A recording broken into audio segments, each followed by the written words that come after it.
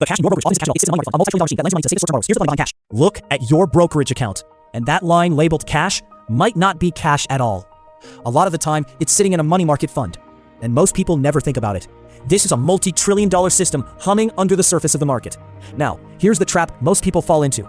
They think a money fund is just a safe place that holds their cash, like a digital piggy bank. But that's not what it is.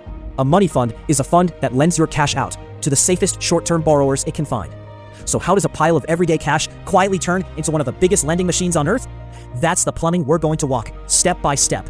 So what does this machine actually do with your money? Picture a simple loop. The fund pools cash from millions of people, then uses it to buy ultra-short, ultra-safe paper, treasury bills, repo agreements, and commercial paper, loans that come due in days or weeks, not years. As those loans mature, the cash flows right back to the fund, and it lends it out again. Round and round it goes. The whole design has one job: keep each share worth a stable $1, while passing the short-term interest rate back to you as yield. So you put in cash, the fund lends it to the safest borrowers, the interest comes back, and your dollar stays a dollar. Roughly speaking, a fund holding treasury paper might be something like 60% treasury bills and 40% repo, and that split is purely illustrative. Now, here's a piece of plumbing almost nobody outside finance has heard of. Sometimes the system simply has too much cash sloshing around, more than money funds can safely lend into the usual markets. So where does it go? Straight to the Federal Reserve.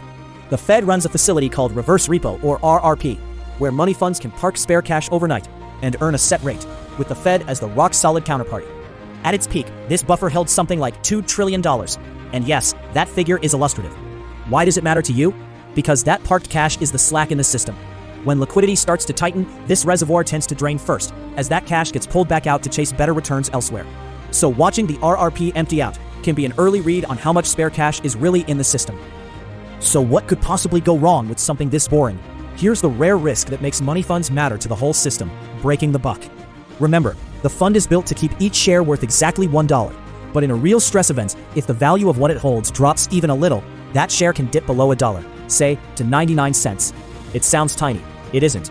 Because the moment investors fear a fund might break the buck, the smart move is to pull your money out first, before everyone else does. That's a run. We saw exactly this in 2008, when one famous fund broke the buck and froze. So which way does it go? It can stay rock stable and boring, the overwhelmingly common case. Or, in a panic, it can break the buck and spark a run. After 2008, reforms added gates, fees, and buffers to make that second path far less likely. Before you go eyeing your cash sideways, hold all of this loosely. First, the everyday reality. For normal cash management, money funds are boringly, reliably stable. That stable dollar holds the overwhelming majority of the time. Second, the scary part. Breaking the buck is genuinely rare. It's a tail event, not a Tuesday. Third, the system isn't the same one that wobbled in 2008. After that crisis, regulators layered on gates, liquidity buffers, and stress testing precisely to make a run far harder to start. And the safest paper a fund leans on, treasury bills, is still about as steady as it gets. And fourth, remember that every number we've used here, the trillions, the percentages, the 99 cents, is illustrative, meant to show the direction, not to forecast anything. So the mechanism is real and worth understanding. But for your everyday cash, the headline is calm, not catastrophe. So here's the takeaway. Go back to where we started. That line in your brokerage labeled cash. The plumbing behind cash. Now you have the chain to read it with. A money fund pools your cash and lends it short, buying treasury bills, repo, and commercial paper to hold a stable $1 share. When the system has too much cash, it parks the excess at the Federal Reserve's reverse repo window, often trillions of dollars at the peak.